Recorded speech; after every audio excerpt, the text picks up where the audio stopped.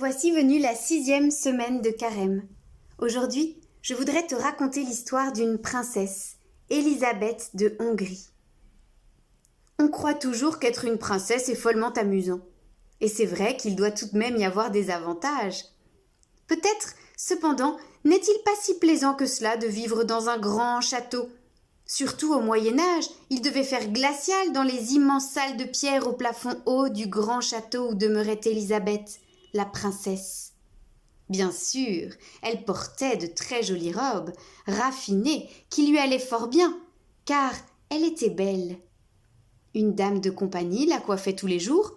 Aussi n'avait-elle jamais les cheveux en pagaille ou pleins d'épis, comme cela nous arrive, à nous qui ne sommes ni princes ni princesses. On pense quelquefois que ça doit être drôlement agréable d'être une princesse, parce qu'on peut n'obéir à personne et faire ce qui nous chante et nous passe par la tête toute la journée. Par exemple, si l'on rêve d'une tarte aux fraises pour le déjeuner, on frapperait dans ses mains, on dirait « tarte aux fraises !» et les serviteurs seraient obligés de s'exécuter, en faisant la révérence en plus.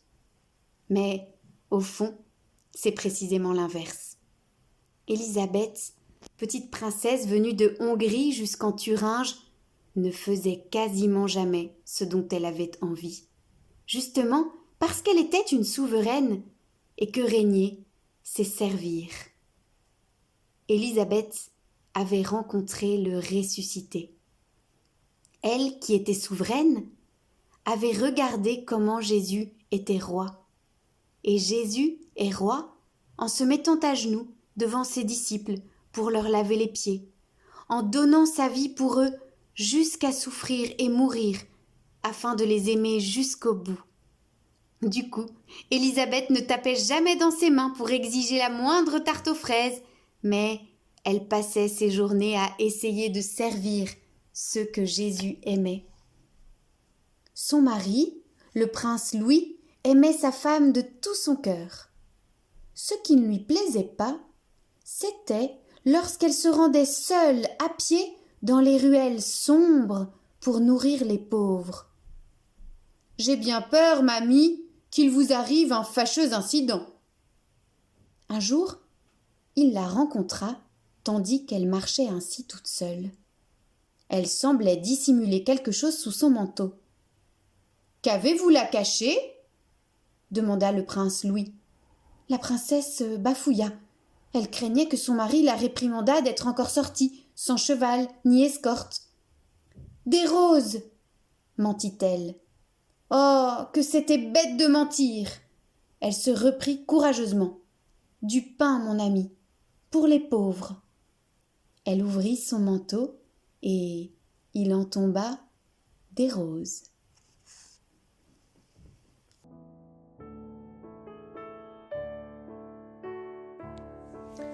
Comme j'aimerais parfois être un roi, une princesse, ou même simplement un adulte, et décider de tout. Aller chez mes amis, mettre ou pas mes chaussures, ne manger que ce que j'aime. On aurait du gâteau au chocolat tous les jours, des vacances chaque mois, et des récréations plus longues. Seigneur Jésus, apprends-moi à être un roi comme toi. Un roi né dans une mangeoire, petit et nu dans la paille, qui a eu besoin des bras de sa maman, de la force de son papa, des couvertures apportées par les bergers. Un roi qui a obéi à ses parents, les a aidés à la maison. Un roi qui n'avait pas d'armée, mais qui s'est mis à genoux devant ses amis pour leur laver les pieds.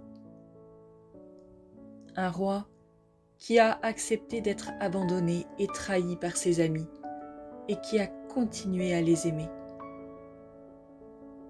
Un roi qui s'est laissé arrêter, juger, crucifier par amour pour nous. Seigneur, je veux déposer devant toi ma couronne de petit roi qui veut tout commander. Transforme mon cœur pour qu'il soit comme le tien, doux et humble.